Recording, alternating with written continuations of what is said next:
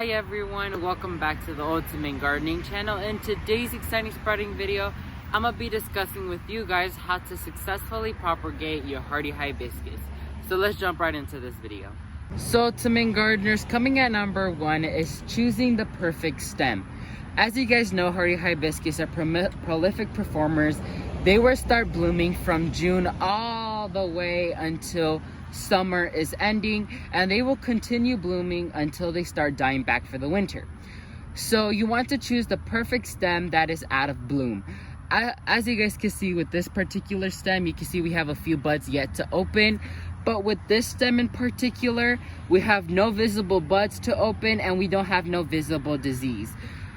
You do not want to choose a stem that has buds, because the thing is, when you choose a stem with buds, when it starts rooting process, it wouldn't develop healthy roots. If not, it will focus on blooming those small little buds.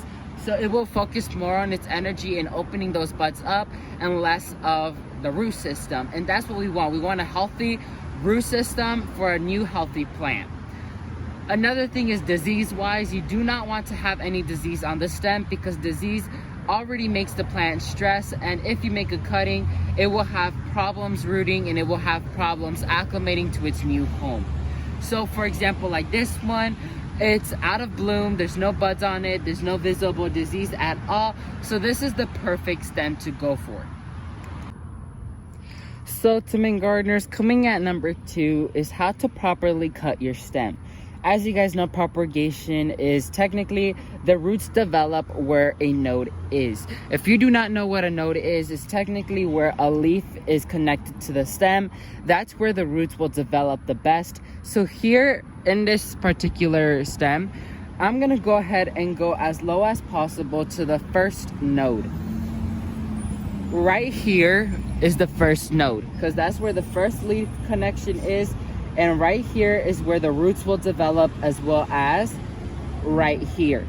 So I'm gonna make a diagonal cut right here. So below the node, I'm gonna make a diagonal cut like so. And then from here, you wanna automatically take it to where you're gonna propagate it. So Ultimate Gardeners, here I am. I have a container filled with the soil. I'm using the actual Proven Winners pot because it's from their line. And so one thing you want to do is you want to cut off all the lower leaves to expose that node.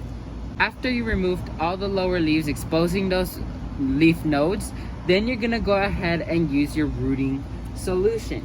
Here I have the Vermistera Vitality Earthworm Casting Solution. I don't know if you guys know this, but Vermistera is well known for their organic soil amendments, such as the Vermistera Earthworm Castings, Earthworm Casting Tea, and especially my all-time favorite, their Vitality Solution.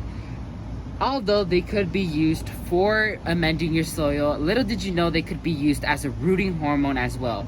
Vitality has been proven by multiple gardeners, especially as well as me, that it actually works. So I'm gonna be using it to root this hardy hibiscus today.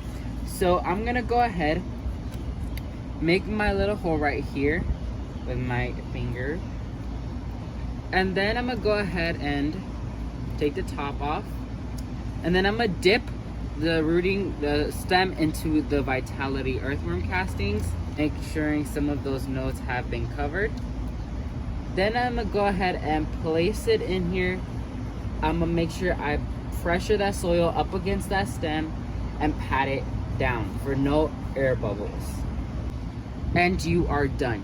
So now the thing you want to do is you want to keep that soil constantly moist 24/7. Then you want to go ahead and keep this stem or this rooted cutting into a shaded location until it develops roots. That's highly important. You do not want to expose this to hot sun, because it will burn up and it will kill your stem. So putting it into a full shaded location is best for this plant.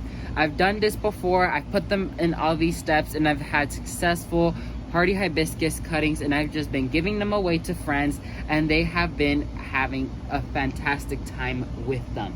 So make sure you keep that soil moist, water it every day if you can, and like around 1 month of it being rooted, you would want to go ahead and hit it again with the Vermistera Vitality solution, so it could get a little bit of a boost of fertilizer into its system and start developing.